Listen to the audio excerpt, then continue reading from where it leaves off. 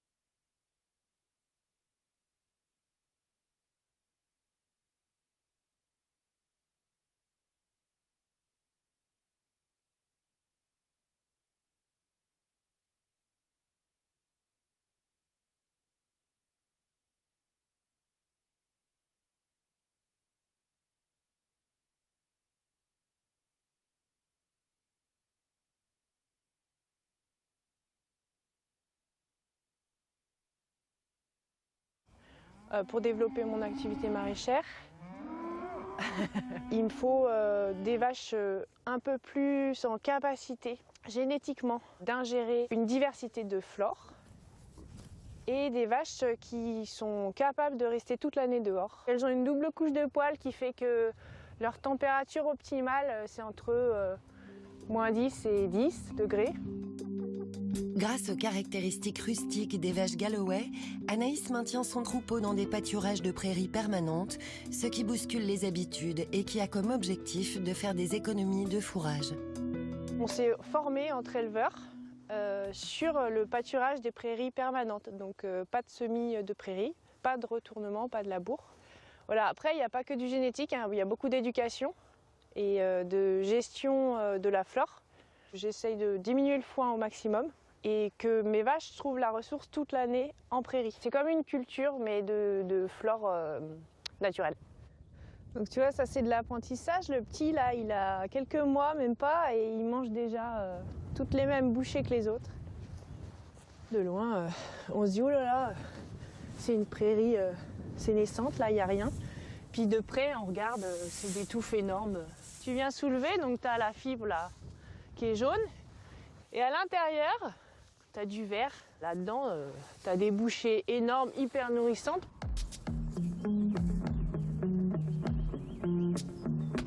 Venue du sport de haut niveau, Anaïs a voulu s'investir dans un métier qui a du sens pour elle. Et pour elle, tout commence par bien manger. C'est sous serre qu'elle exerce son activité la plus rémunératrice, le maraîchage. J'avais besoin de faire un métier essentiel. Et le métier essentiel pour moi, c'est la production de légumes. Alors j'enlève les voiles d'hivernage sur mes plants là, parce que on est en sortie d'hiver, vraiment tout début de printemps, il fait encore bien moins 5 les nuits. Donc même sous serre, il faut que je les protège du froid. La serre permet à Anaïs de récolter plus tôt dans l'année et ainsi d'avoir des revenus en hiver. Le mois de mars, c'est le moment de s'occuper de ses plants d'épinards, oignons et salades. J'ai fait des choix techniques. J'ai une terre hyper argileuse qui est très sensible au tassement. Alors, ce qui fait que je travaille en planche permanente. Je marche jamais sur là où je cultive. S'adapter et se diversifier est essentiel dans une ferme rustique. C'est pourquoi Anaïs multiplie les plantations, comme ses poireaux qu'elle doit récolter pour son prochain marché à la ferme, ou ses arbres fruitiers qu'elle doit tailler. L'idée, c'est de tout mélanger là, dans mon système, que les vaches entretiennent les prés autour des arbres.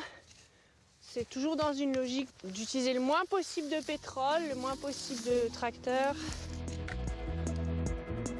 De retour à Le Touvet, Maxime et Renaud accueillent un groupe de retraités grenoblois pour une visite de l'exploitation. S'ils sont souvent seuls, ces rencontres sont l'occasion de voir du monde et de partager leur passion. Ça peut être une belle occasion de lier pas mal de choses que j'aime faire dans la vie. Élever du vivant, la première chose. La deuxième chose, c'est accueillir du monde, parce qu'on accueille des gens sur la ferme, des écoles. Et ceux qui connaissent, ils pensent souvent que ça pousse dans la mer, et que ça pousserait éventuellement dans la mer, et que ça ferait des algues, espèces de choses un peu filamentaires, etc. En fait, pas du tout. La spiruline, c'est une bactérie, en fait. Évidemment, il y a le côté, on va dire le côté commercial, où quand les gens viennent ici, ils peuvent...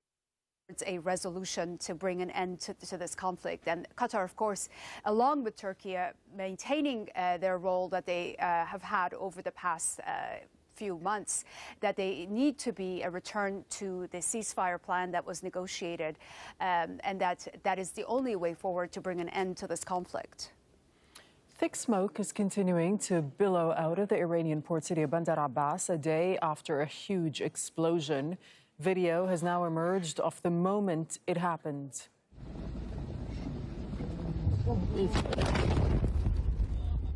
The death toll has now risen to 40. More than 1,200 people have been injured. Iran's defense ministry is rejecting reports the blast was linked to the mishandling of fuel used for missiles. Emergency crews are still trying to contain the fire.